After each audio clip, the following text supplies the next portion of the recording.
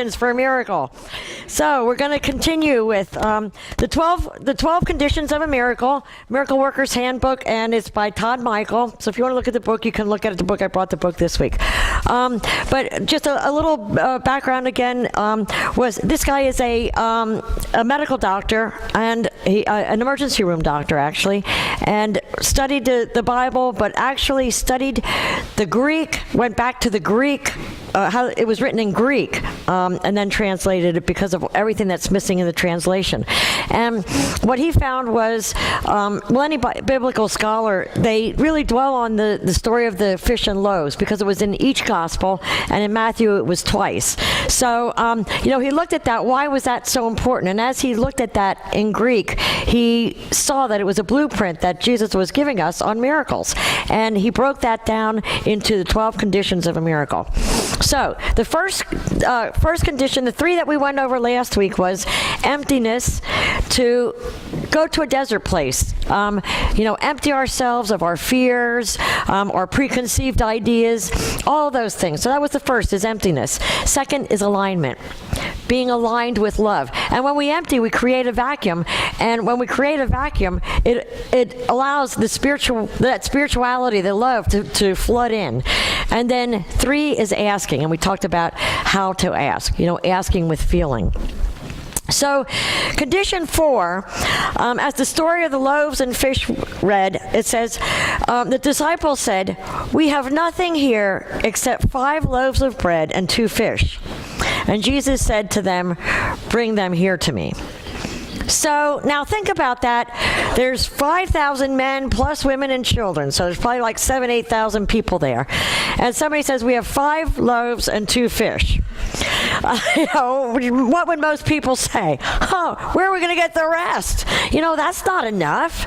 And say, well, what do you think we need? How much do you think we might need? And in present day, that's what happens, and that's how a lot of our minds work. Whenever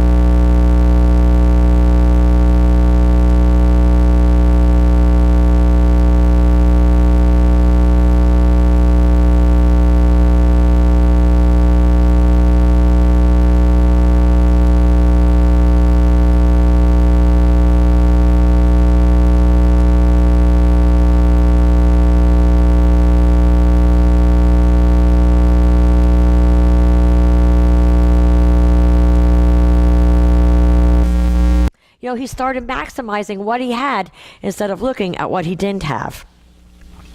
So, the maximizing, and this is one thing that we're looking at to do in Reading. And I was thinking about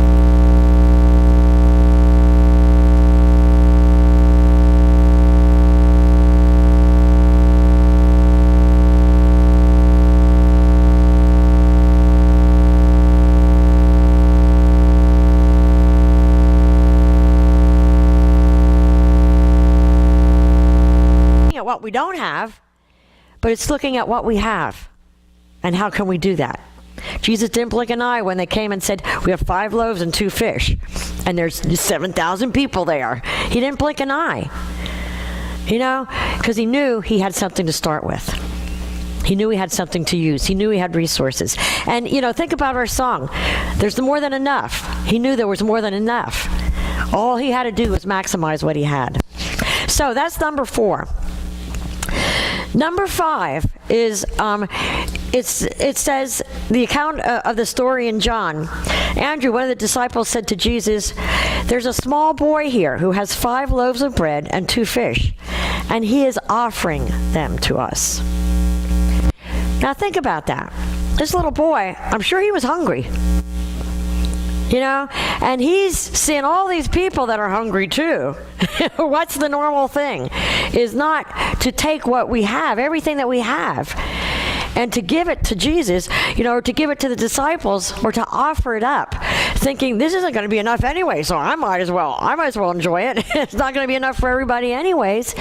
But he gave. He was willing to give. He was willing to give what he had. And it's interesting because, when we talk about a miracle and giving and the flow, the first four conditions are really kind of preparing, a preparation, kind of the mind, the body and stuff. Here we start the acts, things that we do, because giving is the first thing that's actually an act. So, he gave, and think about it, the little boy gave the gift to Jesus. Jesus gave to the other people, and the flow was started, right? And that's how the flow is started. And we have whole messages on giving, the importance of giving. So what are some of the important things that we have to remember when we give? Give freely. Give freely. Give freely. It's a condition of how we give, right? We don't give because we feel like we have to do it, right? We don't give in order to get. We give because it feels good to give. We feel because, not out of the need or, whatever to get back so that, but we give because it feels so good to give. It's how we give. It's how we give. And, Jesus said, in Luke it says, whatever measure you use in giving, large or small, it will be used to measure what is given back to you. Wow. Yeah, that says it right there. It's not any more clear than that. Is, whatever measure we use, how we give, that's what's going to be given back to us. And it doesn't matter if we only give small, but it's the intent behind the giving. It's the spirit behind the giving. So in the Prosperity book, Charles Fillmore says, see yourself as a steward of God handing out his inexhaustible supplies. In this manner, you are setting into action mental and spiritual forces that eventually bring large results into visibility. Be happy in your giving. God loves a cheerful giver because his mind and heart are open to the flow and the pure substance of being that balances all things. I can't tell you how many times I've heard people say at work or whatever when we talk about giving, well, I would love to tithe. If I had more money, I would tithe. But really, when you tithe, if you have more money, if you have $1 million, guess what your tithe's going to be? Your tithe is going to be a lot bigger. People will say, I can't give that much. So it doesn't matter. Whatever we give, it's a matter of our spirit of giving. We don't have to be rich to give. We don't have to. It's the spirit of giving. So, some thoughts for activating the fifth condition, the condition of giving. Focus on the feeling behind the gift. And next, attach no strings to the gift. How many times do we give? And if somebody, and it's funny because I watched, the other night I watched Everybody Loves Raymond. And they gave, Raymond and Debbie gave Michael, he was saying about he didn't have money, that kind of thing. And so they gave him a check for $1,000. And, they felt really good about giving this and stuff, and they were talking to his parents and stuff. But anyway, Michael comes in with a bag because he decides, Robert comes in with a bag all packed because with that $1,000, he's going to go to Las Vegas for the weekend. And Raymond and Deborah are like, we gave you that $1,000 because you were struggling. So, was that really a gift? Think about it. Think about it. Once they gave that, it was his to use however he wanted to. Then they got upset because of how he used it. Yeah, I think it makes you think about that, doesn't it? How many times do we give with the expectation of what that should be used for, how somebody should react, all of those things. It's giving without any strings attached, without any expectation, thought of return, how it's going to be used, any of those things. Give without any strings attached. A true gift is always released freely. If the gift is given with any expectation that the recipient will act or think in any specific way as a result, the gift will be ineffective in promoting our own miracle. Never give to manipulate someone in any way, however subtle. When you give, let go completely. So, it's the kind act of giving that facilitates miracles. And what that does is all of these things, but giving a gift, it creates that shift in consciousness. Right? To truly, when we give, and think about how we think when we give like that. We give without fear of not having. It's getting into the mindset of knowing that there's more than enough. Because a lot of people, when we give, we think if we give, we're not going to have it. So we don't give, especially if we feel lack. We don't give, we hold on, we hoard and everything like that. And when we do that, what happens? We're not able to receive either. When we hold on too tight. So it's a matter of getting into the mindset by giving freely and giving with the knowing that there's more than enough. It starts the act of giving. And that's a strong thing, is to be able to get into that mindset when there's fear there. But think about everything that is working up to that miracle. Emptying the fear, aligning with love. All of those things that we started will help set up that attitude, so that when we get into the action of giving, we're there. So that's giving.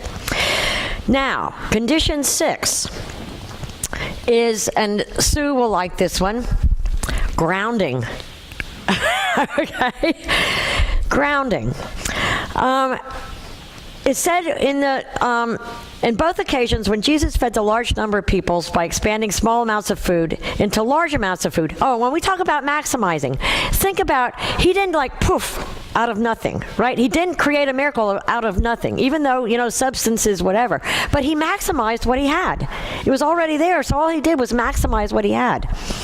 So in both times, by expanding small amounts of food into large amounts of food, he told everyone to sit down on the ground or on the grass, depending on what gospel account you're reading. So what does that mean, to be grounded? What does it mean to be grounded? Sue, can you share, when you say you like to be grounded, how do you feel? Or what did, in a sentence or two, what do you look at it? And I like to sit, I would put it grounded in spirit, meaning I like to start my day with communication with God and just asking, getting in touch with, show me what I need today. Okay. To be aware. and starting the day out every day like that, because that's starting out your day right. You're not like, ooh, I gotta get to work, I gotta do, do things. Okay. I gotta do this and do this and do this, but instead tune in. Okay, get tuned in. You want to get tuned in. Sue said she wants to get tuned in. She wants to start the day grounded in spirit, to take that time to just start her day that way and ask what needs to be done, right? Zakiya, did you want to? Well, she kind of touched on it. I think of it as a connection. Right? You're connected to the earth, the universe, that feeling that you're not spacing it over here, and your energy is solid and connected. Okay, awesome. And there's, Zakiya said about a connection, feeling that connection with spirit. And, and energy. You mentioned the word energy. So I'm going to bring those all together because in this book go ahead. There's a movement afoot called earthing. Have you heard about that? Oh yeah, super Earthing, cool. where you actually take your shoes off and get on the earth. The energy comes up through you that way. Okay. It's called earthing. And I think I have, and you know what, I know Tai Chi and Qigong, they have special shoes, like cotton shoes that you're supposed to use that connects the energy. Remember the earth shoes back in the 70s? Oh yeah. But Art brought up about earthing, where you take off your shoes and you actually connect with earth for that energy. And it's all about energy and connection, energy and connection. Go ahead, Sue. Like, just putting it all together, I think being really spiritually grounded is remembering spirit's coming in, but yet we're very connected to the earth. So the earthly thing, so you're in spirit, but yet you're in the physical world too. Okay. You have everything you need. Okay, so Sue said it's connecting the spirit and earth, flows through. So think about when we talk about the word grounding, we hear that when we talk about electricity. Right? And I had to talk to Rick this morning. I read it in the book and I thought, wow, this is all like backwards that I ever thought it was, I thought when you grounded something, electricity couldn't flow through you. But actually, grounding is the opposite. Grounding allows electricity to flow through us. So when we talk about being grounded, we're opening the flow for spirit to flow through us. So, grounding is all of those things that you said. It's opening that channel to allow spirit to flow through us. Just as if we get grounded with electricity, electricity can flow through us, which isn't sometimes a good thing, depending on how, that kind of thing. But, so it's grounded. But also, grounded is staying, so how do we do that? Staying present. Just like you said, staying present in the moment. Now, Dr. Michael says in here that when he looked up all the meaning in the Greek words and stuff like that, the Greek words for sit down on the grass actually mean to recline or lie back in the garden. Now, these people are in the desert. You wouldn't think, you're going to say lie down in the garden. But think about, when we talk about the garden, metaphorically or metaphysically or whatever, go back to the Garden of Eden, where everything's perfect. They were his children, right? They were his children before the big the big apple, that type of thing. But so to be grounded is to get that connection, being present in the moment, and going back to that childlike mind. Right? That's how we get grounded, is to go back to that, Garden of Eden, to go back to that childlike mind and to stay present in the moment. Because really, when a miracle happens, we have to be present. We have to be present in the moment. We can't be scattered. Our consciousness has to be present, and that's a grounding, so that the energy can flow through. So, it says, as a result, a child is wholly in the present moment and free to experience things just as they are. A child does not judge. A child feels no shame or nakedness as adults do. So it's a matter of grounding, letting the spirit flow, being present, being that childlike mind.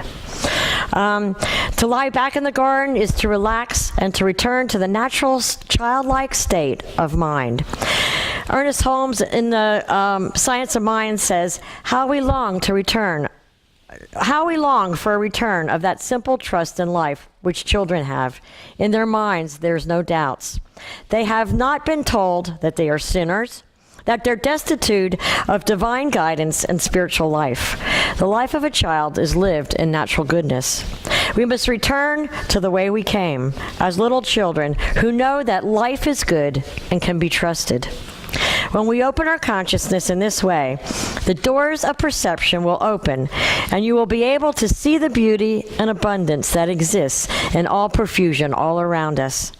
And through the process of grounding, we will put ourselves in a position to receive our abundance.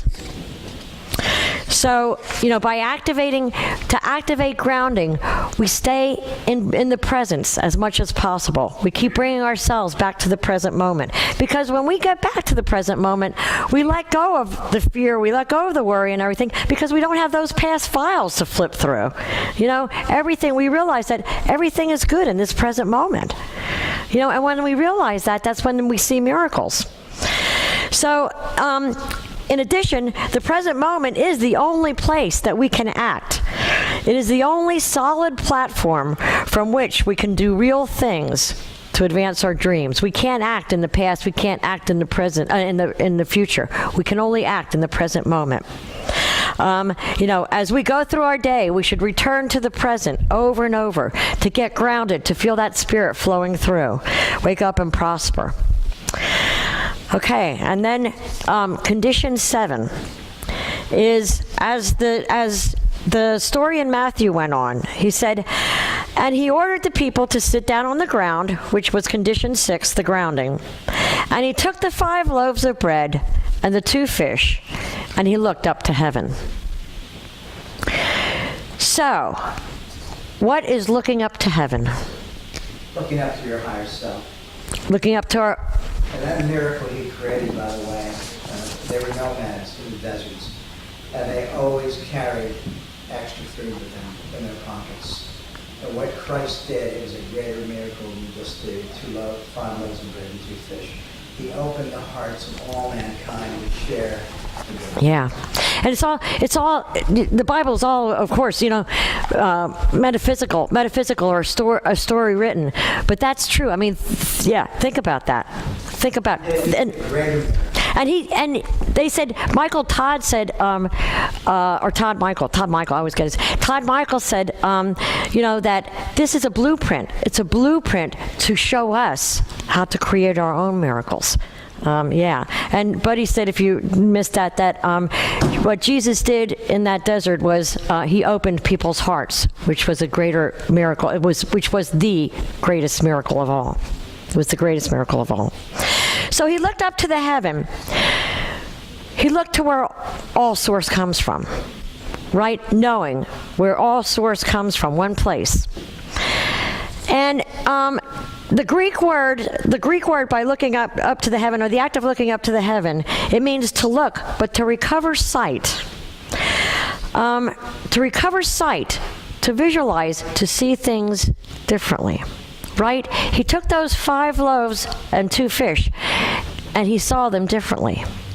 He saw enough before he passed that out. He talks about, Dr. Michael talks about being an emergency room doctor and how that he struggles with his teaching as a doctor in this physical world and his spiritual knowledge. And he talks about this one time he was called into a cubicle in the emergency room. Something's going on really big. And he went into the room, and there he saw a woman that was actively having a heart attack. And he said he knew this woman, and she was a wonderful woman, and he felt compassion for her. And, he said this became personal. And even though he tried with every patient, he said this was special. It was a lady that was already special to him. And he wanted to do everything he could to help her.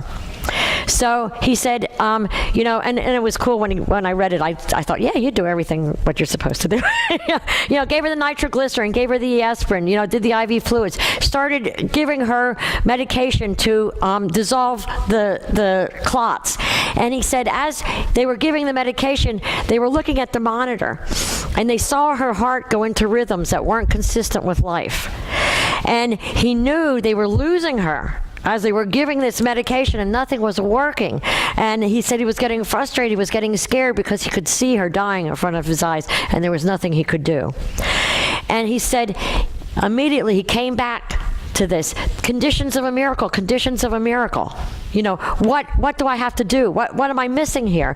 And he said he went through everything. You know, he went through, the emptying. You know, emptying his fear, aligning. Because he saw compassion. He said he knew he had them all. He had them all up until that point when he realized, as he looked at the monitor, he saw things the way they were, and didn't think about how they could be or how he wanted them to be.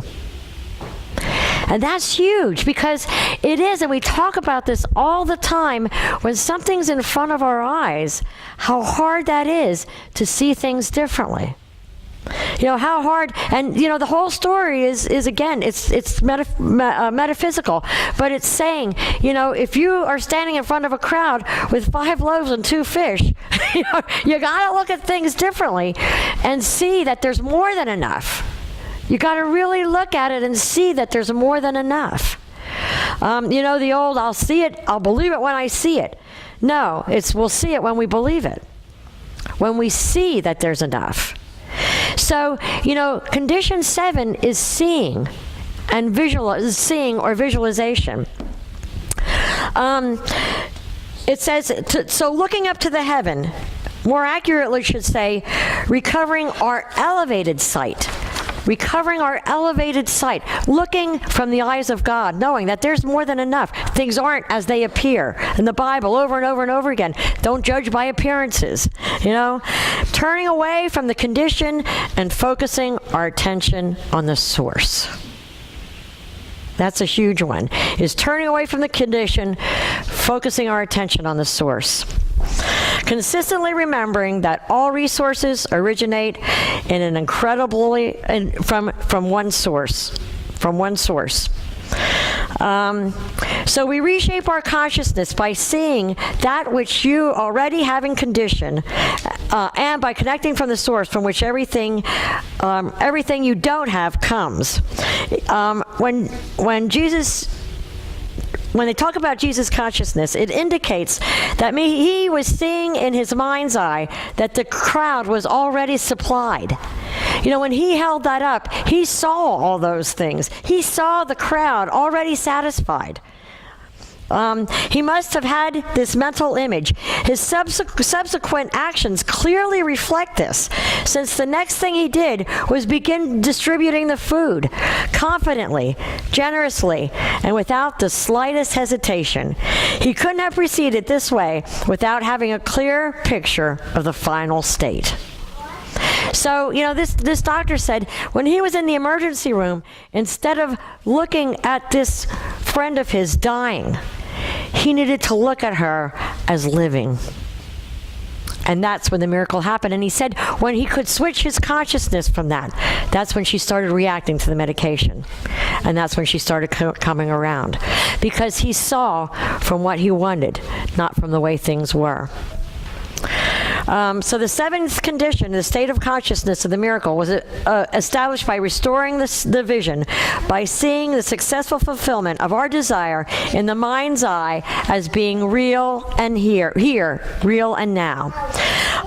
There's a powerful illustration that he used in the book. Admiral James Stockdale was the highest ranking officer in the United States military in the Hanoi Hilton, what they called the Hanoi Hilton, but he was a prisoner of war during the height of the Vietnam War. He was tortured over 20 times during his 8-year imprisonment from 1965 to 73. Stockdale lived out the war without any prisoner's rights, no set release date, and no certainty as to whether he would even survive to see his family again. He did his ordeal. How did he deal with his ordeal through 8 years? After his release, he was interviewed and he said, "I never lost my faith. In the end of the story, I never doubted that I would get out." So he was in there and went through all that with the visualization of being released. You know, and that's how, you know, we can get things through things too. If you hear anybody that gets through a tough time, usually gets through with the faith of what the expectation of something better. And that's seeing. That's spiritual seeing. You know, it says he clearly saw the end in mind. He clearly saw his release. Just as Jesus clearly saw with those loaves, he saw the people already being fed. So I'm going to finish up with the condition number 8. And I'll tell you what, this condition we've done whole messages on, and you can do whole messages on. But what did he do after he looked up to the heavens? Gave thanks. He blessed it. He blessed it. He gave thanks. And that goes along with visualization and seeing things different, is giving thanks even before we see the end result. Giving thanks for what we already are given, giving thanks for what we know will happen, you know, and blessing. Can't think of his name. Wrote a book on the gift of the blessing, or the gift of the blessing. We saw him in Philadelphia. Oh, Greg Braden. Yeah, Greg Braden wrote a whole book on the gift of the blessing, or the power of a blessing. And throughout the Bible, it talks about, you know, blessing. When somebody's given a blessing or something like that, it's done from a place of gratitude. But it's thanksgiving, it's gratitude. So, you know, the Greek word was used to translate into blessed in a traditional passage, which means blessing. A mindset that calls forth miracles is the mindset of gratitude. So, and part of the thing is, when we talk about gratitude, it's gratitude in all things.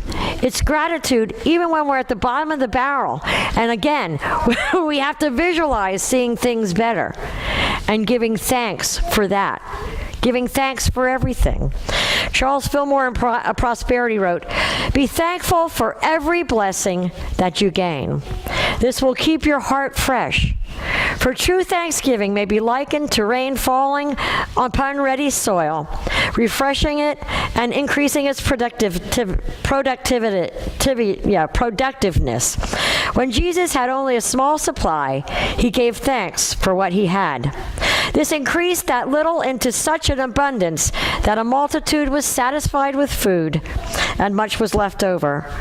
Blessing has not lost its power since the time Jesus used it. The same power of multiplication is in it today.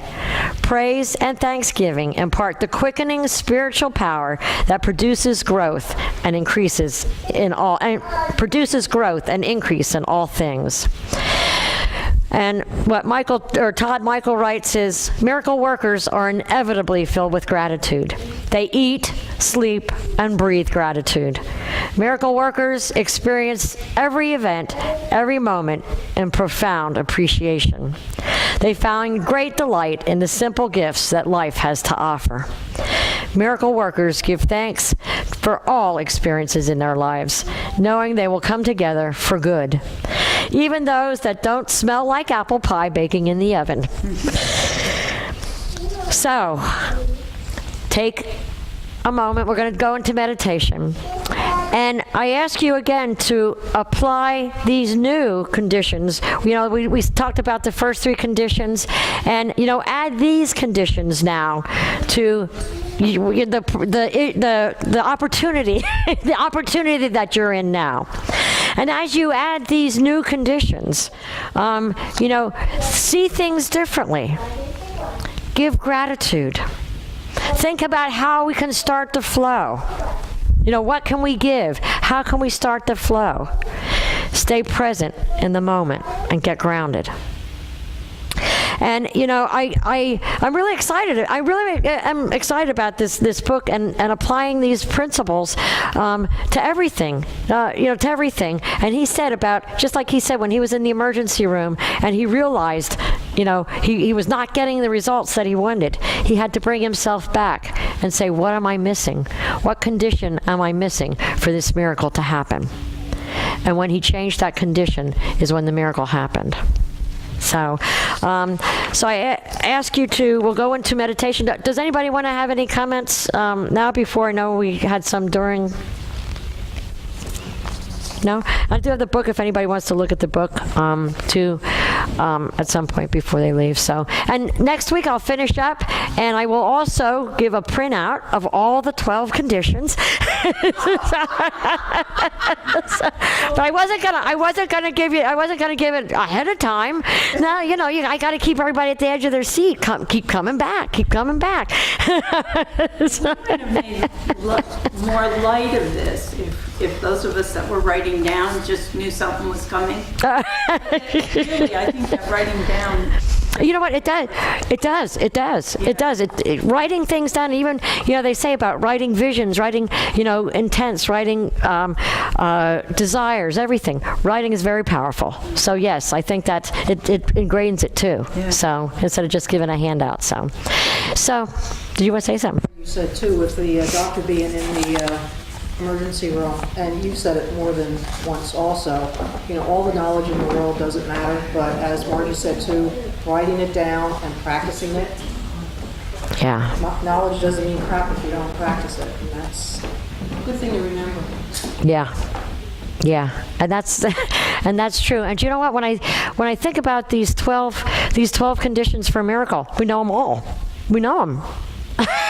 There's not one new thing that I presented here. And, you know, everything to come will not be new. It might be presented in a different way or in a different light or whatever, but it's a matter of putting it into action. But it's those aha moments that will happen. Yeah, it's those aha moments. And the aha moment I had was how I look at my time and the use of my time. I never have enough. Time is no different than anything else. You know, time is the same as any other commodity. It's a matter of how I look at it, you know, how I maximize it. Somebody gave me an affirmation once when I was in school full-time and working full-time, and I, you know, I had time and I think I had money, but they gave me an affirmation of, I have all the time, money, and energy I need to do everything I need to do. And Yeah. you can say everything I want to do. Yeah, I'm like, ooh, what a good affirmation. yeah, that is. And when I started saying that, it magically happened. Yeah, because I can find myself, you know, how that happens is, you know, when I get overwhelmed and I have that on my mind, I do things that I need to redo over again because, you know, I did them wrong or I did something that somebody else did or whatever. And, you know, it's a matter of you know, maximizing it again, getting back, getting grounded, getting present, staying in, you know, all of those things. You can see how they all work and how they all have worked already in our lives to create miracles. So it's a matter of putting it together and remembering. Also such a thing as stretching time. Oh yeah, When yeah. you find you have completed something, that you had to be somewhere on time, and of course you try to do what you can to, I mean, not be late or whatever, but time does stretch itself when something is necessary. And I'll just, you know what, I'll finish. She said about time stretching things. I'll finish with this because I know Greg Braden also, I remember he talked about a story that where they were granted, a group was granted permission to go, I don't know where it was in some country. I thought it was Egypt, yeah.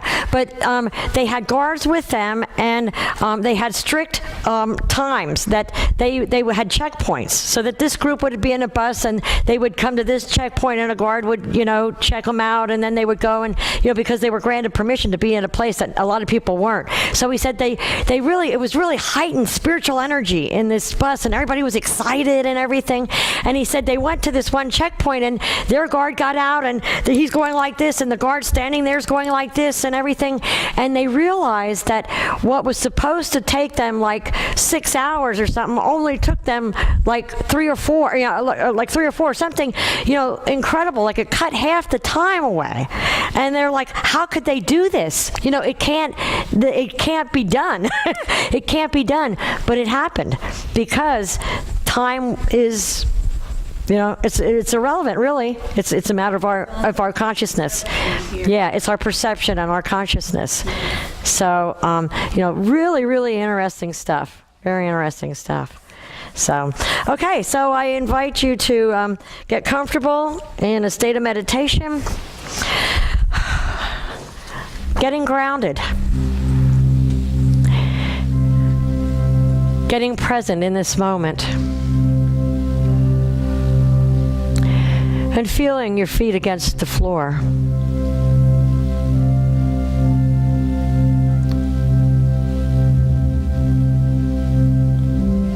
Feeling that spiritual energy flowing through you from the top of your head through every cell of your body. Feel the invigoration, the enlightenment. Spiritual energy is love. Spiritual energy is abundance. Spiritual energy is wisdom.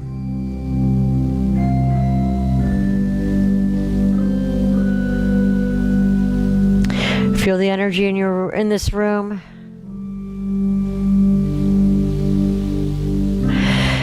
As you come from this place of grounding and you release anything that you're holding on to. Again, release any fears, any preconceived ideas. As you feel that flow of energy, feel spirit flooding into the vacuum that you've created. As you feel enlivened by spiritual energy, by love,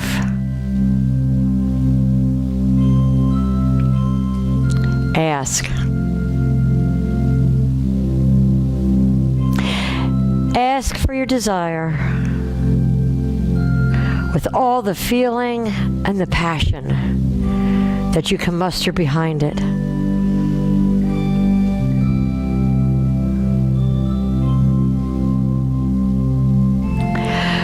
Focus on what you have in your life, the resources that you can use, the resources that you've been given. The beauty, the love, the people.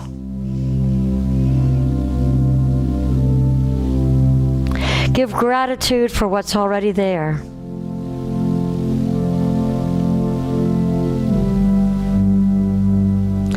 Lift this situation, this opportunity, up to the heavens.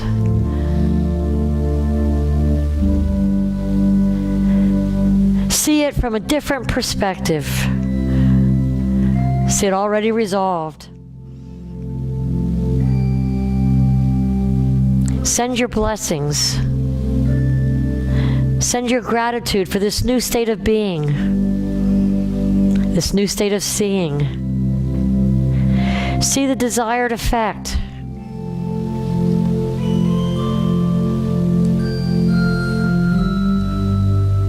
And know in your heart that as you see it visually,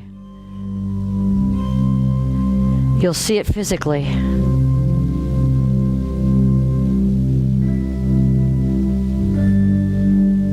As you hold on to this vision of your dream, of your opportunity, of your situation, already healed, already manifest,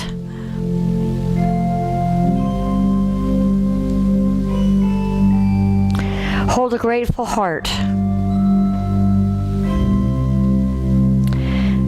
and make a commitment to share all those things that we have been given in the attitude of love and non-attachment. As we give thanks for our miracle, I invite you to come back into this room feeling blessed, feeling loved, feeling as a little child. And so it is. Amen.